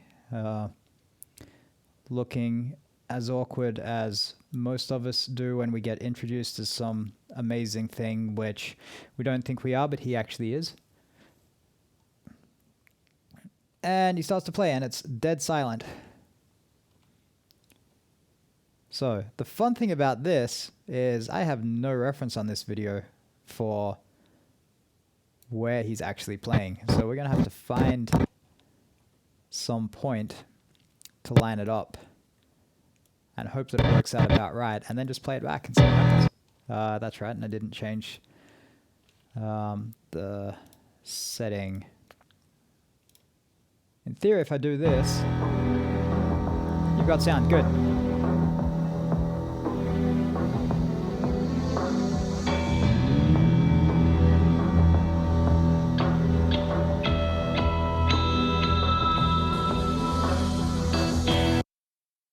It looks like the audio is just a little bit late there based on those first couple of notes.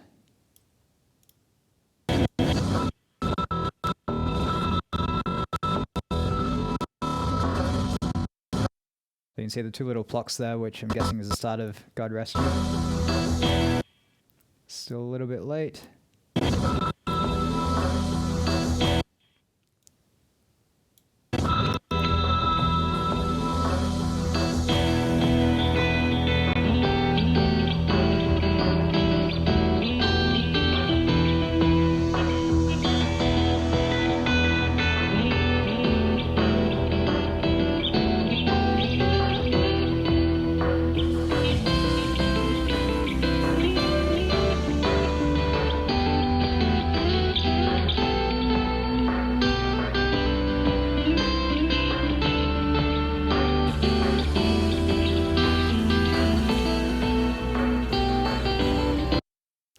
Skip ahead because I had a few extra shots. I can't edit any of this camera work here. This was all live.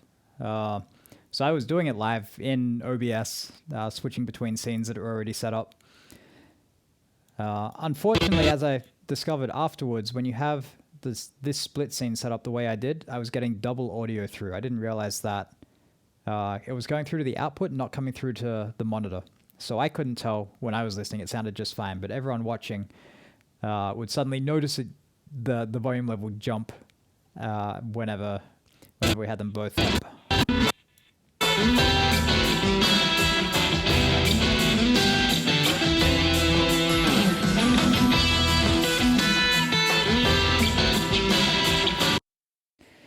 So the drums are easier for me to tell how in time it is, and I think it's not. It's not too bad. Have a...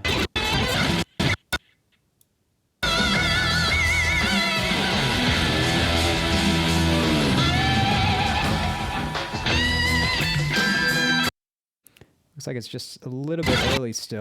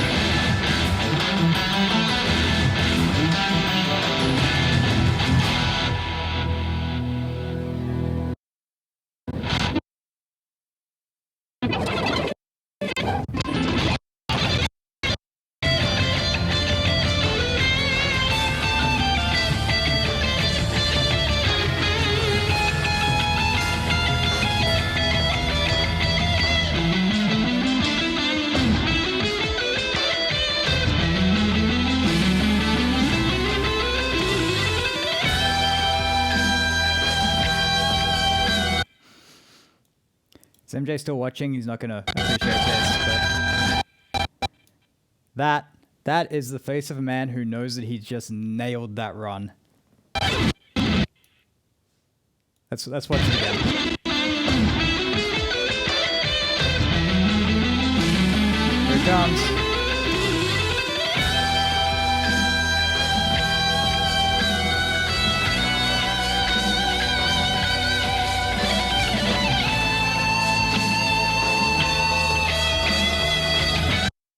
Okay, I'm just enjoying it now. I actually need to edit some bits.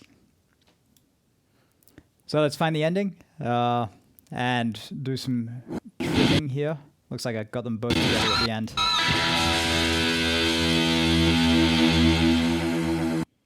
And we'll have to fade to black before he goes off doing something else that is clearly not what we're hearing.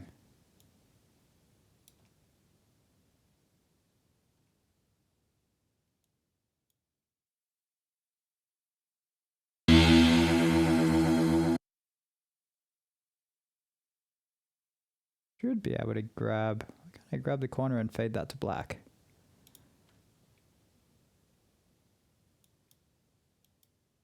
Oh, I'm in the wrong view.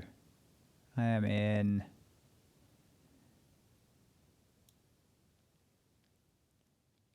I think I'm in the edit view and I need to be in trim view. Here we go. This is it. Okay, let's put that in that track. Let's delete the empty track. This is the one where I can bring it back. Okay, don't need the media pool now.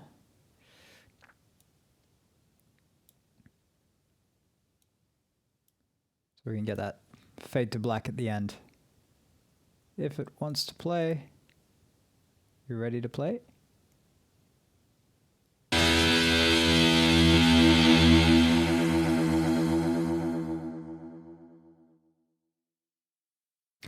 I suppose I should put some kind of credit slide at the end. That would be a good way to leave the guitar running. Should really have prepared something earlier.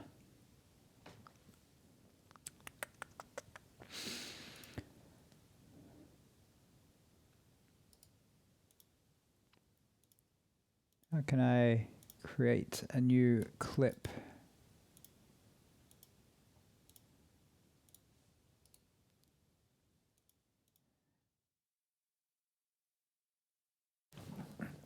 So this is very much at the point where I'm making stuff up as I go. And what I should probably do is timeline. Should probably just do this in a completely separate stream.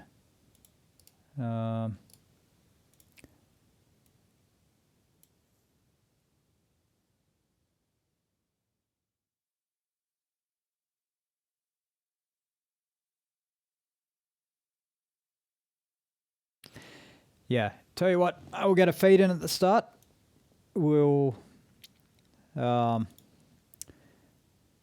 make this bit start off nicely and shuffle some things around so that it starts well, and then I will not finish it off tonight. I will let it play through. You can all enjoy it, and I'll come back and figure out how to put some kind of end slate on there another time, because I think that's what it's going to need.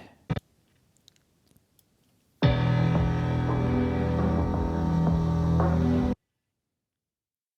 think we can take a nice slow fade in at the start there.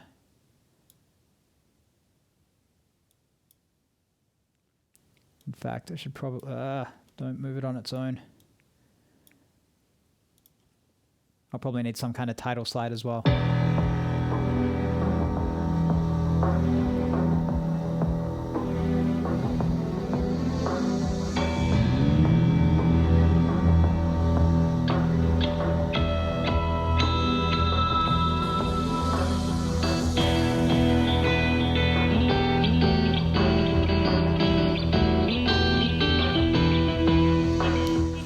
All right, thanks everyone for joining me. I'm going to leave you with this. I'll put the screen up and you can enjoy the rest of MJ's playing in DaVinci Resolve. Thanks for joining me. I'm streaming every Sunday at about this time. I may do some random ones during the next couple of weeks while work is a little lighter. Hit follow if you'd like to be notified when I'm doing them, and you can check out my other videos that should stick around for a couple of months after I did them. At the moment, they will disappear. And yeah, I will see you whenever I'm next on. Enjoy.